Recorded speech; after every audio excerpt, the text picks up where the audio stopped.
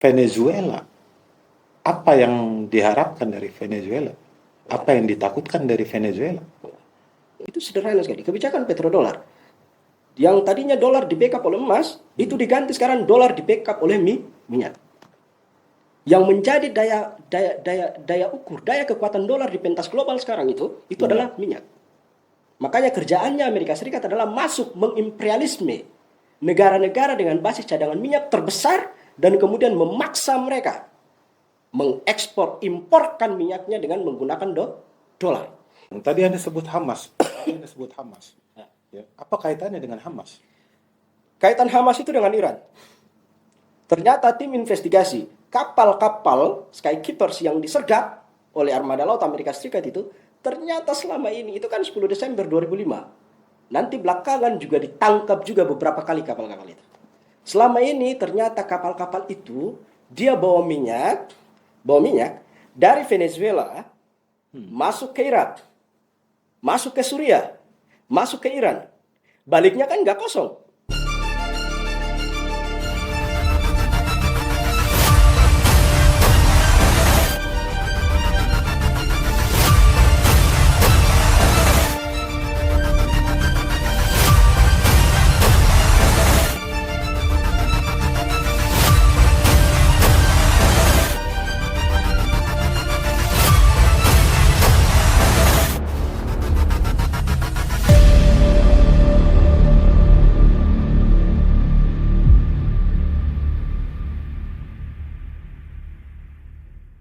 Bung Faisal, gimana kabarnya? Alhamdulillah, baik. Jadi sering ke studio ini, Bung Faisal. Kita perlu ada yang kita bahas, topik yang sedang hangat. Boleh. Terkait dengan Venezuela. Oke. Kita mulai dari mana ini? Menurut saya penangkapan Nicolas Maduro Moros selaku presiden ditangkap oleh Amerika. Bagaimana menurut pandangan Bung? Pandangan dalam konteks proses penangkapannya atau pada posisi? Ya, jelas proses penangkapannya. Proses penangkapannya ini bukan sesuatu yang terjadi secara tiba-tiba, tapi sudah melalui proses atau skenario intelijen yang dimulai sejak berbulan-bulan yang lalu. Saya catat peningkatan aksi intelijen, spionase Amerika Serikat di Venezuela itu mulai masif terkait dengan posisi penangkapan Maduro itu dimulai ketika Agustus kemarin. Nah, pada posisi Agustus itu CIA dan kepolisian elit, tentara elit Amerika Serikat masuk ke dalam, mulai bekerja sama dengan beberapa elemen internal, dan berbicara soal elemen internal ini masih pada tataran yang konspiratif sekali karena belum bisa dibuktikan. Dan di sana mereka berhasil mengumpulkan informasi, mengetahui bagaimana posisi yang aman untuk menangkap Nicolas Maduro, dan pada saat posisi penangkapan itu ada sekitar 150 pesawat yang turun di kediaman Nicolas Maduro dan menangkapnya dalam keadaan sedang beristirahat saat malam di kamar tidurnya bersama dengan Florentina Flores, istrinya itu. Dan menurut saya ini merupakan sesuatu yang sangat tidak masuk akal. Penangkapan ini dilakukan dalam ruang yang sangat privasi, apalagi untuk seorang presiden. Standar protokoler keamanannya itu bisa ditembus begitu saja dengan sangat mudah. Berarti ini menunjukkan bahwa ada perencanaan dengan melibatkan pihak internal yang sudah didesain selama berbulan-bulan sebelum proses penangkapan itu terjadi. Lawan politik ya misalnya? Bisa jadi. Karena kita tahu dalam situasi politik di Venezuela sejauh ini, sejak ditinggalkan oleh Hugo Chavez dengan doktrin Chavisme yang dikembangkan mulai masif sejak tahun 2007 itu ketika kekuasaan berpindah ke tangan Maduro, itu situasi politik internal di Venezuela itu memang dalam keadaan yang tidak stabil. Kenapa? Karena Venezuela digoyang oleh isu destabilitas ekonomi. Itu yang paling pertama. Negara dengan tingkat kekayaan cadangan minyak, proven, cadangan minyak terbukti, proven reservesnya, resourcesnya itu sampai pada posisi 303 miliar barrel. Bahkan ini melampaui cadangan minyaknya Saudi yang cuma 267 ribu barrel. Tapi posisi kekayaan itu hanya dalam konteks cadangan terbuktinya. Ketika dikonversi ke dalam produk, ke dalam oil, ternyata kapasitas produksi minyaknya Venezuela itu di bawah rata-rata. Dan hal itu menyebabkan potensi cadangan minyak yang luar biasa banyak itu tidak bisa digunakan sebagai dasar akumulasi kekuatan kapital untuk menjamin distribusi kekayaan secara merata terhadap seluruh masyarakat Venezuela. Akhirnya apa? Masyarakat Venezuela sekarang hidup dalam keadaan yang miskin ekstrim. Oke, sebentar Bung. Tapi penangkapan terkait dengan tuduhan dukungan terhadap beberapa organisasi-organisasi kriminal, makanya tuduhannya adalah narkoterorisme, Ya. gitu ya. Itu kan jelas memang mempunyai hak yang kuat. Amerika punya kekuatan untuk bisa mengeksekusi walaupun dalam wilayah-wilayah yang private gitu. No. Dalam hukum internasional, apa yang dilakukan oleh Amerika Serikat itu jelas melanggar hukum internasional. Kita tahu, kemarin saya coba buka, itu dalam surat penetapan dakwaan di pengadilan di Mahkamah Agung di Brooklyn yang dipimpin oleh Hakim Hellerstein itu, Alvin Hellerstein. Itu hakim yang cukup senior, usianya sekitar 92 tahun. Hakim ini adalah Yahudi Ortodoks berkebangsaan Amerika Serikat yang terafiliasi langsung dengan IPEC. Amerika Israeli Public Affairs. Jadi di seluruh Amerika Serikat itu, hakim Mahkamah Agung itu jumlahnya 30 orang. Tapi hakim yang sudah sangat senior, 92 tahun, yang ditugaskan secara khusus untuk menangani persoalan kasusnya Maduro. Nah, terlepas daripada persoalan nanti persidangannya dilanjutkan pada bulan Maret nanti. Iya, 17 Maret. Ya. Namun terlepas dari persoalan itu, mari kita lihat. Apakah ketika Amerika Serikat lewat Mahkamah Agungnya mengeluarkan surat dakwaan kepada Maduro yang pada halaman pertama itu 25 halaman tebalnya. Pada halaman pertamanya itu disebut bahwa Maduro itu terafiliasi bekerja sama dengan kelompok narkotika, kriminal narkotika untuk membiayai perdagangan eksplorasi dan perdagangan minyaknya dan hasilnya digunakan untuk pendanaan terorisme di kawasan Amerika Latin yang mengancam eksistensi Amerika Serikat. Itu berdasarkan penilaian Amerika Serikat. Namun yang jadi pertanyaan, apakah berdasarkan penilaian Amerika Serikat seperti itu terhadap Maduro? Itu membuat Amerika Serikat punya legacy untuk masuk mengintervensi kedaulatan sebuah negara merdeka untuk menangkap presiden yang sedang menjabat. Bukan itu malah justru menunjukkan bahwa demokrasi itu tidak pandang bulu, artinya begitu. Enggak, realisasi demokrasi itu didasarkan pada pelaksanaan hukum internasional secara material.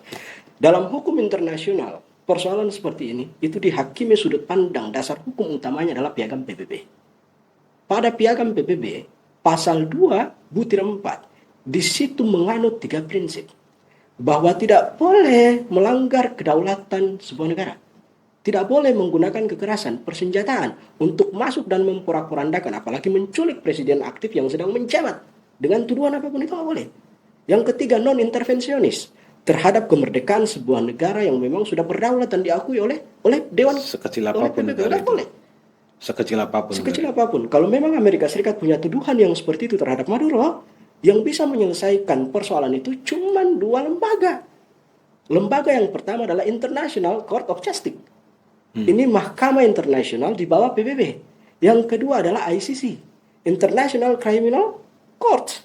Ini mahkamah peradilan pidana internasional. 2 lembaga ini punya kesamaan dalam opini dan keputusan hukumnya. Bahwa presiden aktif yang sedang menjabat, perdana menteri aktif yang sedang menjabat, menteri luar negeri aktif yang sedang menjabat, itu tidak boleh ditangkap dengan alasan apapun karena mereka secara internasional itu dibekali dengan kekebalan diplomasi. Itu aturan yang tertuang dalam Piagam PBB. Okay. Cuman dalam ICC itu ada catatan pentingnya. Dalam peradilan pidana internasional itu memberikan alternatif atau pengecualian. Kita buka dalam pasal 27 Statuta Roma. Di situ ICC memungkinkan presiden yang sedang menjabat dengan tuduhan-tuduhan tertentu itu bisa dilakukan penangkapan terhadapnya. Terkecuali presiden itu sudah diadili terlebih dahulu di peradilan nasional negaranya dia. Karena peradilan itu, dan ketika peradilan itu pelik sekali nggak bisa selesai, maka itu bisa diusulkan untuk disidangkan di ICC. Dan ketika persidangan di ICC keluar hasilnya presiden itu harus ditangkap, baru presiden itu bisa ditangkap. Oke, jadi menurut Anda buka tadi karena ini adalah sebuah strategi sepertinya yang memang sudah dirancang begitu lama ya. Tidak langsung ujuk-ujuk begitu. Ada aktivitas yang mungkin juga melibatkan internal dari Venezuela ya. sebagai lawan politik. Apakah ini mirip seperti Saddam Hussein Ya, misalnya, Muammar Gaddafi, kita ya. tahu ya gaya-gaya Amerika pada saat itu. Ada kecenderungan ke sana. Ada kecenderungan seperti itu. Karena peristiwa Venezuela, ketika ditarik relasinya dengan peristiwa Saddam Hussein 2003, peristiwa Ali Gaddafi yang dimulai dari 2009 sampai dengan 2011, ketika dia dilucuti kekuasaannya dengan cara yang memalukan itu tidak terlepas dari upaya ofensif yang dilakukan oleh Amerika Serikat untuk tetap mempertahankan hegemoni dolar dalam konteks geopolitik, geoekonomi, dan geostrategis. Kita tahu sejak periode Henry Kissinger tahun 1974, ketika ketika peristiwa Nixon shock itu terjadi, itu Amerika Serikat meninggalkan nilai tukar dolar yang distandarkan terhadap emas. Perjanjian Richard Nixon, pertemuan di Bretton Woods itu menyatakan pasca Perang Dunia Kedua berakhir itu. Akhir-akhir Perang Dunia Kedua itu menyatakan bahwa nilai tukar yang dipakai sebagai safe haven dalam konteks perdagangan global disandalkan kepada nilai tukar kertas yang di-backup oleh emas. Nilai tukar kertas yang di-backup oleh emas adalah dolar. Berapa banyak emas yang membackup 1 dolar? 20 ons emas sama dengan 1 dolar. Namun itu terjadi peristiwa itu batal bubar dia ketika terjadi peristiwa Nixon shock. Itu berkaitan dengan turunnya cadangan emas Amerika Serikat di kas bank sentralnya karena negara-negara dunia yang waktu itu memegang dolar dalam bentuk kertas itu ramai-ramai datang ke kas bank sentralnya Amerika Serikat dan menukarkan dolarnya dengan emas. Terjadi penipisan cadangan emas di kas bank sentral Amerika Serikat. Akhirnya Amerika Serikat mengkhianati perjanjian itu. Nah sekarang Amerika Serikat mulai memberlakukan sistem nilai tukar global yang hanya berbasis pada uang kertas tanpa di-backup oleh aset apapun. Ini berbicara tentang kepercayaan. Ketika Amerika Serikat melakukan hal yang seperti itu tidak bisa diterima oleh mayoritas negara-negara dunia. Dan negara yang waktu itu paling banyak memberikan penolakan adalah Prancis. Untuk apa kita menerima dolar yang nggak di-backup oleh aset apapun? Apa nilainya dolar? Oke, Bung. Jadi sebentar saya potong. Kalau kasus sebelumnya, artinya kan ada bentuk sentimental terhadap Islam, kekhawatiran terhadap Islam dari cerita Saddam Hussein atau Ali Gaddafi itu. Nah, lantas Venezuela, apa yang diharapkan dari Venezuela? Apa yang ditakutkan dari Venezuela? Nah, yang ini saya katakan seperti ini sebelum kita masuk pada posisi sentimental tentang Islam. Saya lanjutkan cerita tadi. Itu sederhana sekali. Kebijakan petrodolar. Yang tadinya dolar di-backup oleh emas, itu diganti sekarang dolar di-backup oleh minyak. Yang menjadi daya ukur, daya kekuatan dolar di pentas global sekarang itu adalah minyak. Makanya kerjaannya Amerika Serikat adalah masuk mengimperialisme negara-negara dengan basis cadangan minyak terbesar dan kemudian memaksa mereka imporkan minyaknya dengan menggunakan dolar. Itulah yang dipaksakan oleh Amerika Serikat ketika bertemu dengan Raja Saudi untuk merubah penjualan minyak OPEC ke pasar internasional yang tadinya berbasis real menggunakan dolar, kebijakan petrodolar. Dan itu yang diancam oleh Saddam Hussein. 2003 Saddam Hussein mengeluarkan kebijakan, menuliskan surat ke PBB. Saya nggak mau lagi menjual minyak saya dengan menggunakan dolar, tapi digantikan dengan menggunakan euro. Itu juga yang digunakan oleh yang dilakukan oleh Ali Gaddafi. Kebijakan internal mata uang Afrika yang disandarkan kepada mata uang emas termasuk dalam konteks perdagangan minyak gitu. Venezuela? Nah, sama seperti Venezuela. Ada kesamaan, ada kemiripannya. Kita tahu seperti yang saya sebutkan tadi, Venezuela itu negara dengan tingkat cadangan minyak terbesar di dunia sekarang. Ini bukan unproven-nya loh. Unproven itu belum terbukti lewat riset geologi. Itu cadangan minyak potensial. Tapi ini pada posisi proven. Yang memang sudah dibuktikan berdasarkan riset geologi. Cekungan minyaknya itu, aliran-alirannya itu udah ketahuan semua. Sekarang tinggal masuk saja pada posisi eksplorasi itu. Dulu, bicara tentang Venezuela, ini sejarahnya panjang sekali. Venezuela itu sejarah hubungan energi dengan Amerika Serikat itu dimulai tanggal 19 Desember tahun 1908. Ketika Presiden Hugo Gomez itu naik ke tampuk kekuasaan. Dia melakukan kebijakan liberalisasi, privatisasi, dan swastanisasi. 98% dari aset-aset strategis yang berkaitan dengan energi itu dilepaskan ke Amerika Serikat. Sama Presiden Gomez tadi. Dan Amerika Serikat menikmati itu selama puluhan tahun. Merampok kekayaan minyak di Venezuela itu. Dengan harga yang begitu murah. Namun ketika terjadi penyeberangan doktrin dari Bolivia itu, Simon Bolivar, yang nanti dikembangkan oleh Hugo Chavez menjadi doktrin Chavisme itu, di tahun 1976, kekuasaan waktu itu langsung mengeluarkan kebijakan nasionalisasi, karena di saat yang sama dia membentuk Pertamina-nya Venezuela yang sekarang kita kenal dengan istilah PDVSA itu. BUMN energinya Venezuela. Oke. Nah, semua aset-aset yang dikuasai oleh perusahaan-perusahaan Amerika Serikat, ConocoPhillips, Chevron itu diambil alih, diserahkan untuk kemudian dikelola dengan konsep yang berdaulat oleh BUMN PDVSA Venezuela tadi. Dan itu awal kemarahan Amerika Serikat terhadap Venezuela. Berlanjut di tahun 2007, Hugo Chavez melakukan nasionalisasi besar-besaran. Jadi pasar eksplorasi minyak Venezuela itu hampir 100% ditutup dari Amerika Serikat. Artinya apa? Amerika Serikat ditendang keluar dari Venezuela. Beralih ke Cina. Artinya apa? Amerika Serikat itu kehilangan sumber daya energi primer yang paling dekat dengan posisi negaranya dia. Karena orang hitung-hitungan biaya produksi, posisi shippingnya itu. Ya, itu dekat sekali. Nah, di saat yang sama, ini menariknya nih. Keluar laporan dari tim investigasi DPR Amerika Serikat. Di akhir tahun 2005 itu, tepat tanggal 10 Desember, ketika intelijen Amerika Serikat, militer Amerika Serikat, memergoki, menyergap, dan menangkap Sky Keeper Tanker itu. Sleeper tanker milik Venezuela. Jadi kapal itu membawa kargo yang muatan minyaknya itu sekitar 1,18 juta barrel. Kemana? Arahnya ke Kuba. Diterima oleh BUMN energinya Kuba, Kuba Metals. Tapi nggak sepenuhnya diturunkan di situ. Yang diturunkan di situ cuma 1,1 juta barrel di Kuba. Kapal itu kemudian berbalik haluan dia menuju Laut Cina Selatan. Lari dia ke Cina melepaskan 800.000 barrel sisanya. Ini ditemukan sama tim investigasi di DPR Amerika Serikat. Nah, sampai sekarang Cina menjadi negara tujuan pasar impor terbesar minyak Venezuela. Kapasitasnya itu sekitar 778.000 barrel atau sekitar 81,7% dari total ekspor minyak Venezuela itu larinya ke Cina.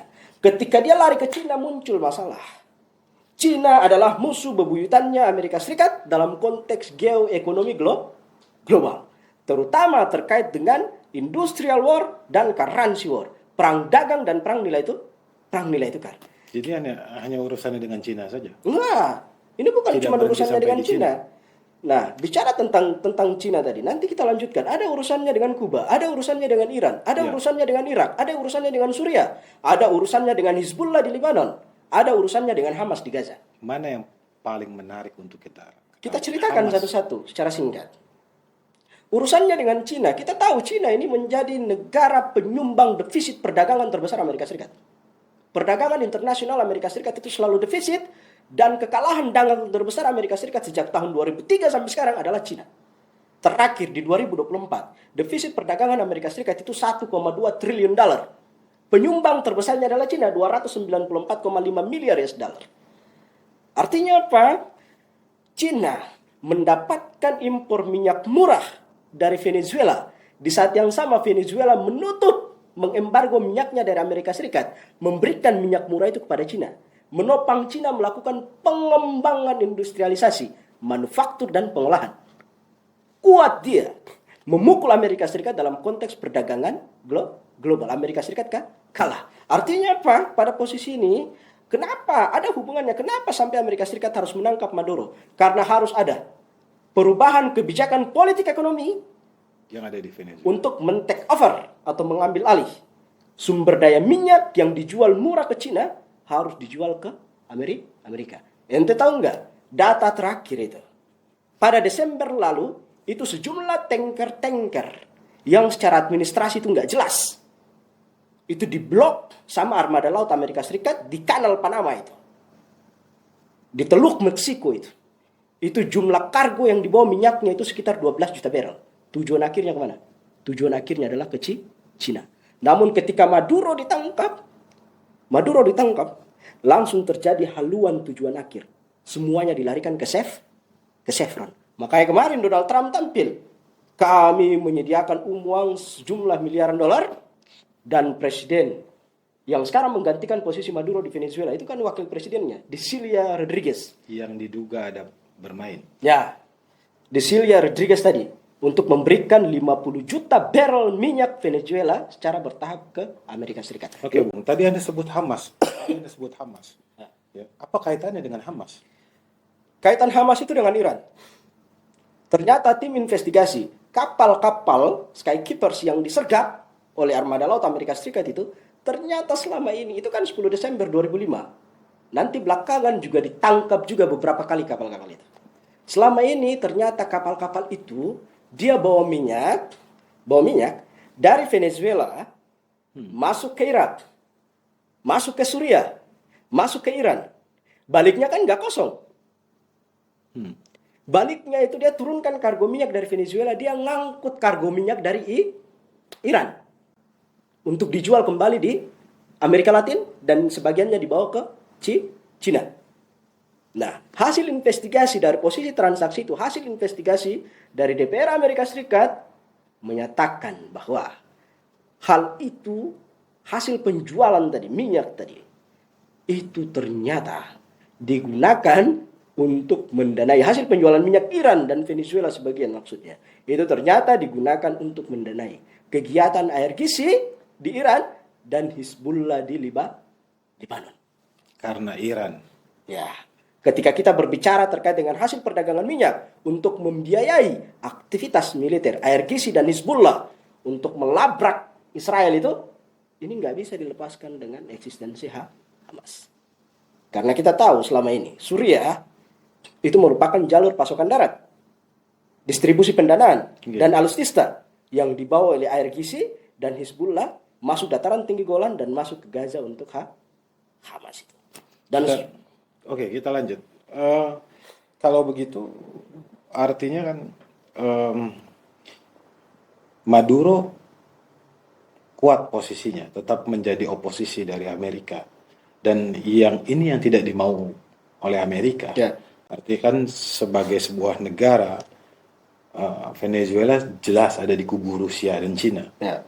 Tetapi bagaimana rekannya saat ini justru tidak bisa berbuat apa-apa terhadap pelanggaran-pelanggaran yang dilakukan oleh Amerika ini? Jadi Maduro, saya cerita soal Maduro ya, sama rekannya Desilia Rodriguez. Jadi Maduro itu KTP-nya Katolik. Tapi itu cuman Katolik secara KTP casing. Dia itu aliran agamanya adalah Said Baba, India. Dan kita tahu Maduro adalah salah satu pemimpin negara dunia yang selama ini selalu vokal menentang penjajahan Amerika Serikat dan Israel di Gaza. Bahkan dalam salah satu forum, dalam sesi sidang di PBB, Maduro meninggalkan ruangan. Dan menariknya adalah Desilia Rodriguez ini bukan cuman sekedar first lady dia, kekuatan politiknya di Venezuela itu. Karena dia ini mantan hakim Mahkamah Agung Venezuela. Dia mantan menteri luar negerinya Venezuela. Bahkan dia mantan menteri keuangannya Venezuela. Makanya dia itu, sosoknya secara politik di Venezuela, itu adalah pemimpin kombatan. Dan dia mengatakan ketika Maduro itu ditangkap oleh Donald Trump, dan Mahkamah Agung memerintahkan dia untuk kemudian menggantikan posisi Maduro sebagai kepala pemerintahan di masa transisi sampai nanti muncul pemilu, dia bilang, saya bersedia, tapi saya tidak pernah mengakui intervensi Amerika Serikat di sini. Dan dia berbalik menuduh bahwa urusan penangkapan Maduro itu tidak terlepas dari campur tangan agen-agen Mossad Israel di dalam bersamaan dengan militer-militer Amerika Serikat untuk kemudian mengambil Maduro waktu penangkapan itu. Karena penangkapan Maduro itu nggak bisa dilepaskan dari peristiwa Palestina. Itu menurut Rodriguez, menurut Rodriguez tadi. Nah, kebetulan yang sangat menarik, ketika Maduro itu diambil oleh Trump, oleh Mossad, ada keterlibatan Mossad di dalam, seperti tuduhannya Rodriguez tadi. Ketika diambil, yang menangani perkaranya Maduro di Mahkamah Agung Brooklyn tadi, Alvin, yang saya sebutkan tadi, salah satu hakim senior Israel. yang usianya 92 tahun, yang berasal dari Yahudi Ortodoks berkebangsaan Amerika Serikat yang terafiliasi langsung dengan AIPAC, American Israel Public Affairs. Nah, ini suatu kebetulan yang sangat menarik sekali. Yang jadi pertanyaan, ketika Maduro diambil dari Venezuela dan dihakimi di Amerika Serikat dengan hakim yang punya latar belakang sebagai seorang Yahudi Ortodoks itu berkebangsaan Amerika Serikat, apakah peradilan itu akan berjalan secara objektif dan adil? Dan Trump sendiri merilis bahwa Trump sendiri adalah Yahudi. Ya, dia evangelis, Kristen evangelis. Makanya dalam American First itu kan cita-cita ambisi besarnya Donald Trump untuk menaikkan kembali daya tawar Amerika Serikat seperti masa setelah era Perang Dingin, di mana dunia itu sistem dan struktur politiknya itu dominannya secara tunggal dikuasai oleh Amerika Serikat. Itu di dalamnya itu dia menyuruhkan satu semangat yang menarik sekali, Judeo-Christianity, relasi akidah antara Yahudi dan Christianity dalam konteks persepsinya Donald Trump. Oke, Bung. Kalau media melihat bahwa Venezuela juga salah satu negara penghasil tembaga. Tembaga yang mana kita tahu itu mineral masa depan, disebut sebagai mineral masa depan ya.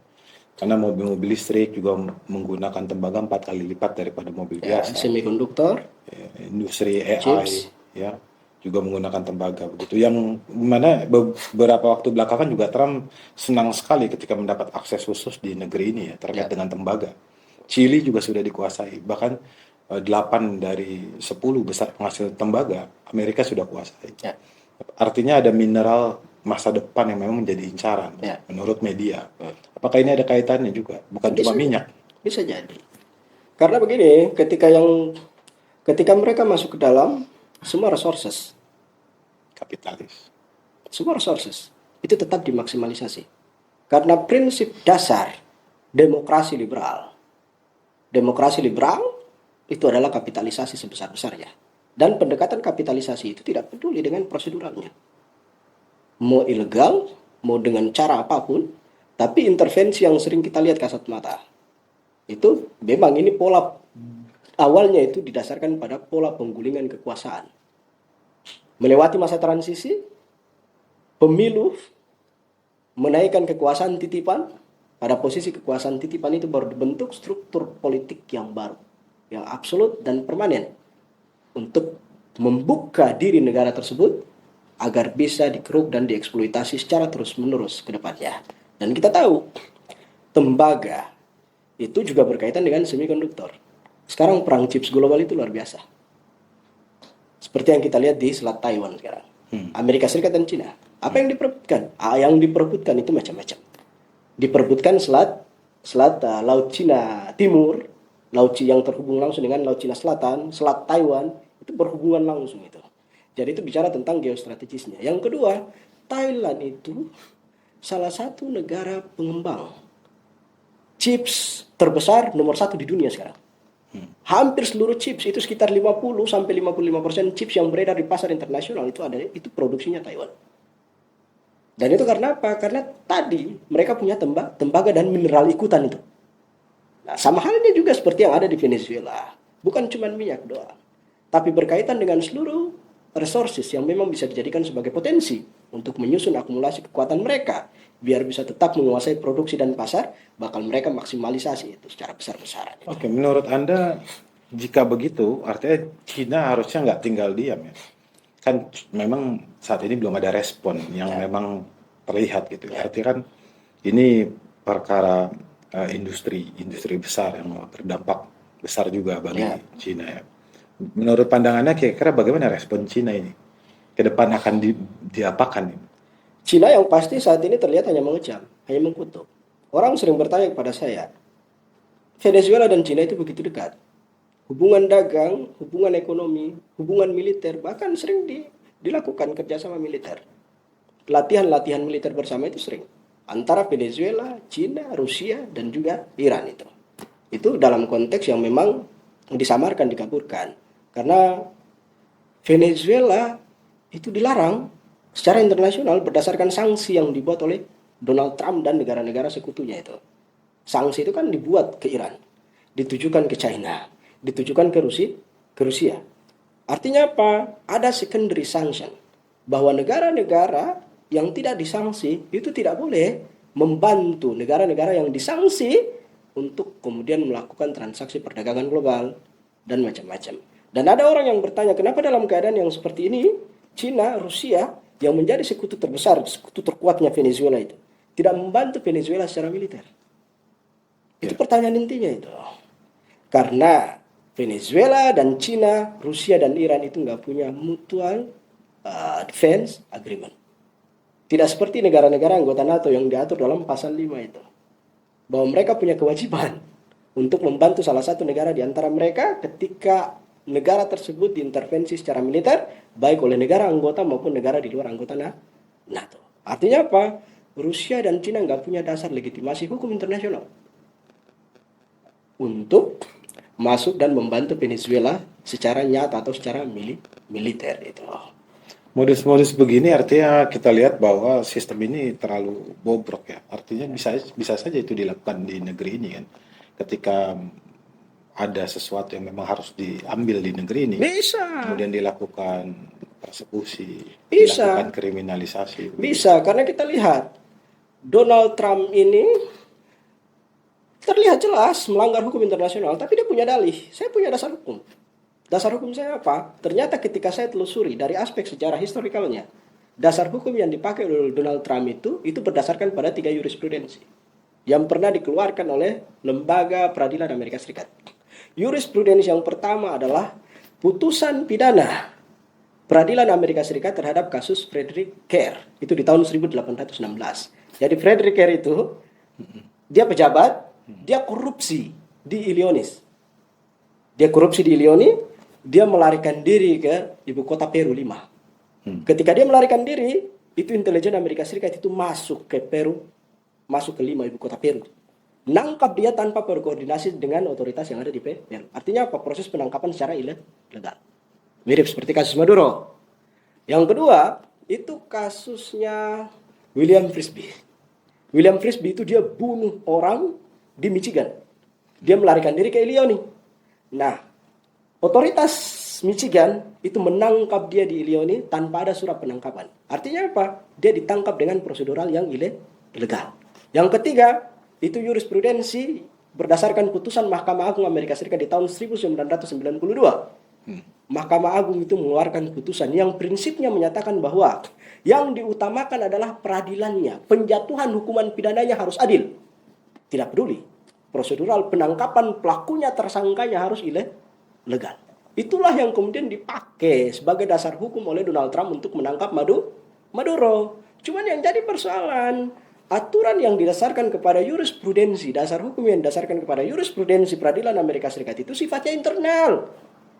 Dia nggak berlaku pada tataran global. Dan terbukti dia bertentangan dengan aturan-aturan hukum internasional. Baik itu yang dimuat dalam dalam piagam PBB dan dalam opini-opini hukum yang dikeluarkan dalam aturan-aturan hukum tertulis yang dibuat oleh ICC dan juga oleh IGC itu. Ya, sementara menangkap Netanyahu sampai sekarang tidak terrealisasi. Ya, itu beda konteks. Kenapa nggak terrealisasi? Netanyahu itu kemarin diadili di ICC, International Criminal Courts. Yang jadi persoalan, dia itu nggak punya daya paksa secara militer untuk menangkap seseorang yang nggak mau menyerahkan diri secara sukarela. Itu ICC.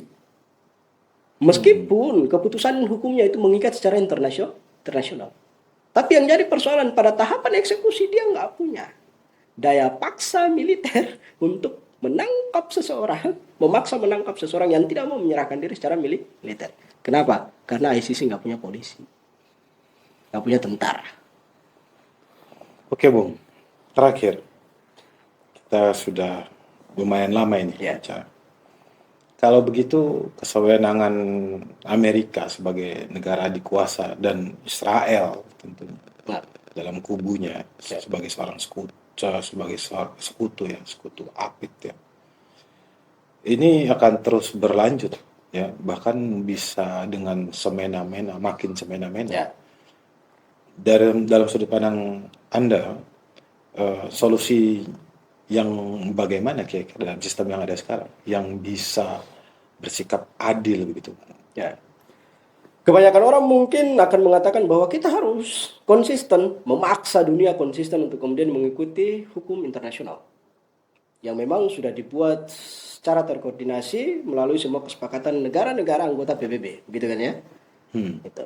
Dan persoalan-persoalan seperti ini, konflik yang berkaitan dengan intervensi negara lain terhadap negara lain dengan menggunakan kekerasan, menggunakan senjata, bahkan menjajah seperti di Gaza. Kalau dalam perspektif hukum internasional, secara material hukumnya ada. Hukumnya ada. Jelas sekali. Yang kedua, lembaga yang menjalankan hukum untuk menyelesaikan perkara konflik itu juga ada. Di PBB itu ada Dewan Keamanan PBB. Hanya saja yang menjadi persoalan dalam konteks pengambilan kebijakan di Dewan Keamanan PBB untuk menyelesaikan sengketa-sengketa internasional seperti ini, itu tidak didasarkan kepada pertimbangan-pertimbangan hukum, tapi didasarkan kepada pertimbangan yang basisnya adalah political will, kepentingan politik. Negara-negara yang punya hak absolut dalam konteks pengambilan keputusan itu di Dewan Keamanan PBB. Yang Anda tahu, jumlahnya cuma 5. Yang berdasarkan aturan dalam piagam PBB, pasal 27 ayat 3 itu, mekanisme pengambilan keputusan untuk menyelesaikan konflik itu. Yang saya bilang tadi, lebih didasarkan kepada political will negara-negara itu ruang jeleknya itu ada di pasal tadi. Sumber masalahnya itu pasal 27 ayat 3 itu. Mekanisme pengambilan keputusan itu bukan berbasis pada the voices of majority. Bukan didasarkan pada pertimbangan suara terbanyak. Demokrasi yang diagung-agungkan itu oleh Amerika Serikat dan seluruh negara-negara utama di PBB. Itu kan basisnya the voices of majority. Suara terbanyak. Tapi kenyataannya pengambilan keputusan untuk menerapkan demokrasi secara substansial dalam konteks penyelesaian konflik itu nggak terjadi. Karena mekanisme pengambilan keputusan itu berdasarkan kepada minority voices. Artinya apa? Di antara 5 negara itu ketika satu saja nggak setuju, keputusan itu nggak jalan. Ini adalah prinsip pengambilan keputusan yang melanggar asas-asas dasar dalam nilai-nilai demokrasi yang diagung-agungkan oleh mereka. Inilah yang kemudian menjadi penyebab tidak akan pernah ada proses penyelesaian konflik internasional yang didasarkan kepada pertimbangan-pertimbangan hukum yang rujukan berpikirnya adalah demokrasi substansial. Artinya apa? Hak asasi manusia itu. Hak asasi manusia untuk mencegah pembantaian, untuk mencegah pembunuhan, untuk mencegah aneksasi secara sepihak dan sewenang-wenang oleh negara yang merasa dirinya kuat terhadap negara-negara yang lemah. Seperti yang terjadi di Venezuela sekarang, seperti yang terjadi di Gaza. Itu tidak akan pernah terwujud yang namanya penyelesaian berdasarkan penggunaan orientasi hak asasi manusia itu nggak pernah ada. Karena mekanisme pengambilan keputusannya memang membelakangi asas-asas yang dimuat dalam nilai-nilai demokrasi. Artinya apa? Nggak pernah ada pelaksanaan demokrasi itu. Ya, artinya begini, Bung. Berarti kan ini hanya otoritarianisme yang dibungkus dengan nama demokrasi. Lagi-lagi, solusi itu nggak bisa diambil, artinya begitu. Itu karena apa? Karena dia memang tidak pernah menginginkan pendekatan diplomasi untuk menyelesaikan masalah. Pendekatan diplomasi itu adalah pendekatan musyawarah. Mencari jalan keluar dengan solusi yang basisnya adalah mutual benefit. Keuntungan untuk Anda, keuntungan untuk saya. Dia nggak pernah mau cara yang seperti itu. Dia selalu pengen dan mengorientasikan pendekatan-pendekatan fisik intervensi militer. Dalam keadaan seperti itu, kita nggak bisa menghadapi Amerika Serikat, Eropa sekutunya, dan Israel dengan pendekatan diplomasi nggak bisa. Pendekatan apa? Pendekatan yang basisnya adalah tetap mempertahankan harga diri kita, yang diinjak-injak hak asasi manusia kita yang dicabut tadi, itu hanya bisa kita perjuangkan dengan pendekatan militer. Itu satu-satunya jalan. Karena Amerika Serikat itu, Israel itu nggak pernah mengenal bahasa-bahasa kemanusiaan yang berbasis pada diplomasi itu. Yang jadi persoalan sekarang, ketika hal itu terjadi di dunia-dunia Islam, di negara-negara Islam, kita nggak bisa menggunakan pendekatan militer itu. Padahal kita punya resources yang cukup kuat. Israel itu sebesar apa sih? Amerika Serikat itu sekuat apa sih? Kita bisa menggunakan, kita punya potensi itu. Hanya saja kita belum masuk pada kata bersatu. Persatuan itu dalam kamus besar bahasa Indonesia, John M. Eccles sama Hasan Sahidili mendefinisikan persatuan itu ke dalam dua makna. Makna yang pertama adalah persatuan secara normatif. Persatuan secara normatif itu artinya apa? Kita disatukan oleh aliran agama yang sama. Tuhan kita sama. Allah, Rasul kita Muhammad, kitab kita Al-Quran, titik itu persatuan hanya sebatas itu saja.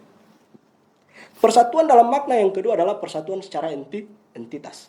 Ini persatuan dalam konteks kesamaan persepsi terkait dengan kesamaan tujuan politik. Itu yang belum terwujud tuh. Bagaimana cara kita mewujudkannya? Tujuan politik kesamaan itu artinya apa? Kita melihat masa depan yang sama. Kita melihat musuh yang sama. Kita melihat lawan yang sama.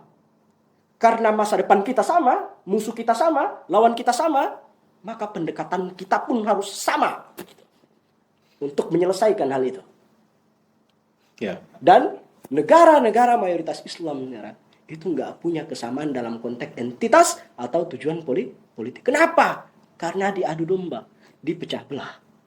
Mesir, strong alliance Amerika Serikat sejak perjanjian Camp David. Yordan, strong alliance Amerika Serikat sejak perjanjian Oslo. Uni Emirat Arab, Qatar, Sudan, Maroko, Bahrain, strong alliance Amerika Serikat dan Israel sejak perjanjian Abraham Accords. Saudi Arabia, strong alliance Amerika Serikat. Militernya Saudi Arabia itu 90%-nya itu impor dari Amerika Serikat. Sejak perjanjian Saudi mau menjual minyak dengan menggunakan dolar yang disebut sebagai kebijakan petrodolar itu di zaman Henry Kissinger. Terakhir Indonesia. Dalam keadaan seperti ini lalu kita mau apa? Kita mau apa gitu? Okay. Makanya ketika Palestina dijajah dengan posisi pembantaian yang udah nggak bisa dijelasin pakai kata-kata. Okay. Apa yang dilakukan? Pendekatannya adalah pendekatan filantropi. Artinya deadlock. Kita tanpa bersatunya umat Islam di seluruh dunia rasanya hampir mustahil. Ya. Kesemena-menaan Amerika dan Israel ini ya bisa diatasi. Oke, Bung, terakhir kata penutup mungkin. Apa yang mau Anda sampaikan? Yang ini saya sampaikan terakhir, yang dilakukan oleh Donald Trump adalah dia sesungguhnya sedang menunjukkan kebohongan, kemunafikan, kelicikan tentang demokrasi. Bahwa demokrasi itu ilusi. Demokrasi itu utopis. Demokrasi itu adalah hanya sebatas gaung yang dijadikan sebagai tameng bagi mereka untuk masuk, mengintervensi kemerdekaan sebuah negara yang berdaulat, merampok, menggulingkan kekuasaan, membangun kekuasaan baru, dan merampok, mengeksploitasi sumber daya alam berupa energi primer yang ada di Venezuela. Itu juga yang terjadi di negeri-negeri Muslim saat ini, terutama di Gaza. Gaza itu potensi geopolitiknya luar biasa. Posisinya di tengah. Potensi geostrategisnya luar biasa. Potensi geoekonomi apalagi. Cadangan gas, minyak offshore-nya itu Gaza Marin 1, Gaza Marin 2. Itu luar biasa. Itu proven loh, cadangan minyak terbukti. Cadangan gas terbukti, bukan unproven. Udah dibuktikan lewat riset geologi. Dan udah masuk perusahaan Inggris yang di backup dikasih jalan oleh Mesir dan Israel buat mengeksploitasi di lepas pantai Gaza. Tapi apa? Tapi selalu dilawan sama Hamas. Makanya posisi eksplorasi energi itu nggak bisa berjalan sampai sekarang. Padahal Inggris sudah menginvestasikan dana jutaan dolar di situ buat mengeksplorasi minyak di situ. Artinya apa? Demokrasi memang tidak pernah ada. Di saat yang sama PBB cuma menjadi penonton, hanya mampu mengecam. Kenapa? Karena mereka hanya bisa merumuskan aturan itu secara proporsional, tapi mekanisme pelaksanaan aturan itu kita nggak melihat langkah yang konkret yang proporsional di sana. Justru langkah itu mewujudkan Amerika Serikat untuk bisa mempolitisasi. Mempolitisasi tujuannya masuk ke dalam setiap pertimbangan yang kemudian diambil oleh Dewan Keamanan. Demokrasi secara substansial tidak pernah terwujud untuk menyelesaikan konflik internasional seperti yang terjadi di Gaza selama ini dan yang barusan kita lihat di Venezuela. Sudah. Terima kasih Bung Faisal. Siap.